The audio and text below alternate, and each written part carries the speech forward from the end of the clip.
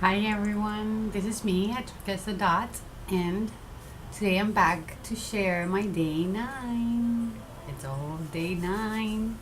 Okay, so for day 9, I also worked on winter and Christmas projects, and I created 2 cards for that. And as I shared in the video before, I used an image that Steph had sent me. She's Enchanted Steph, and we did a swap last year. I sent her a couple of things, and she sent me stamped images with some goodies.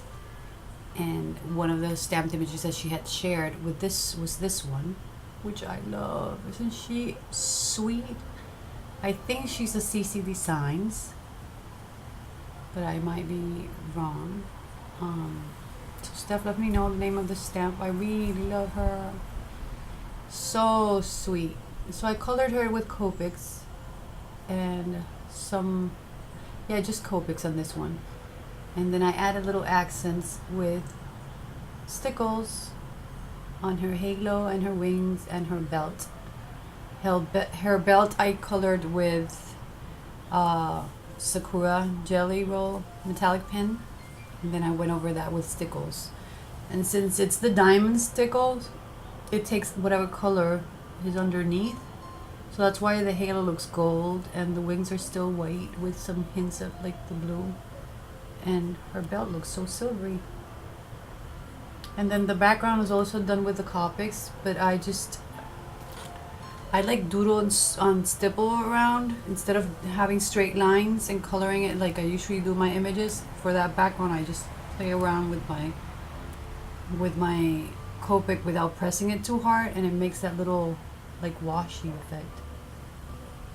And I like the look it gives because it leaves some white showing through. Okay, so after that, I also worked on my frame, and this is one of the Michaels frames. I had challenged myself to use one of them because I've been receiving some from my friends, and I keep hoarding them because I can't get to them. So I decided to finally use one on my project, and I wanted to use it as a frame for her. So I colored that with a metallic paints, and I used a combination of copper and champagne. This is an antique copper, and this is the champagne color. They're both by Folk Art. I didn't want to get a solid color of either one, so I just brushed through a combination of those onto the frame, and that's how I colored it. What I did for the background was that I added another tone of blue to frame her, and then I glued all that onto the back of this frame. And then the other thing is that I used a corrugated card because it's sturdier. That way this frame won't break as easy when they're mailing it. And the other details that I added to that was a sheet of music from Becca. She shared this vintage sheet of music, and I have been hoarding it for too long now. I just love it, and I didn't want to I didn't want to use it because I wanted to keep it, but I'm over that stage now. I'm starting to use my things because this can be a collection of everything. So I use that paper for that band in the back. Well, it's a strip of paper because it's not a band. And then that little bow that you see at the bottom, I created that after watching Bona. She shared a video of how she makes her bows with the envelope maker from We Are Memory Keepers.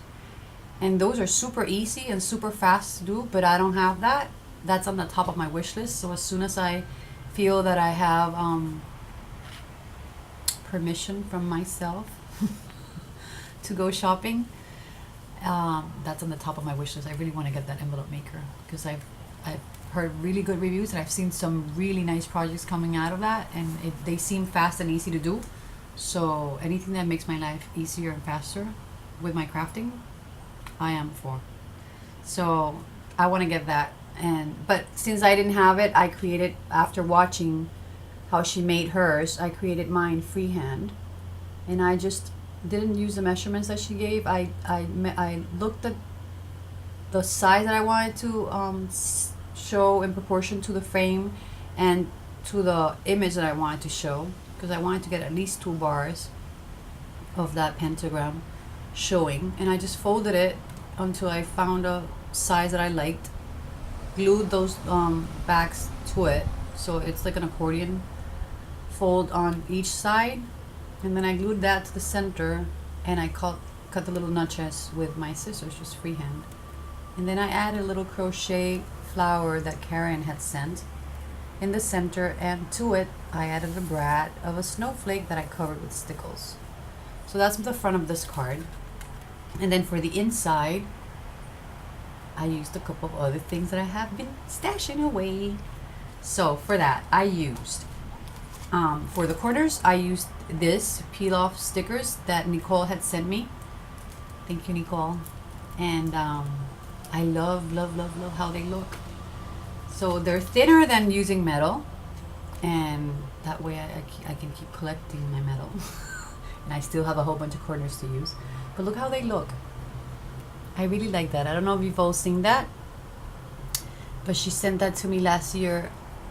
I'm pretty sure it was with one of the swaps that we made, and I've been hoarding it, and I wanted to use it, so I used that for the corners. I cut some white cardstock to emboss my sentiment on, and I am loving the embossing effect. Finally, I had done like very little last year, and I had not done it again, and Janelle had sent me this glam gold that she found for me at TJ Maxx or Marshalls. I don't know which one, but they had them last year, and I am really liking the embossing powders and how they look when you emboss. So I think on my wish list I want more colors. So this is the sentiment that I stamped and embossed. It's called "Always Leave a Little Room in Your Holidays for Miracles." I love that.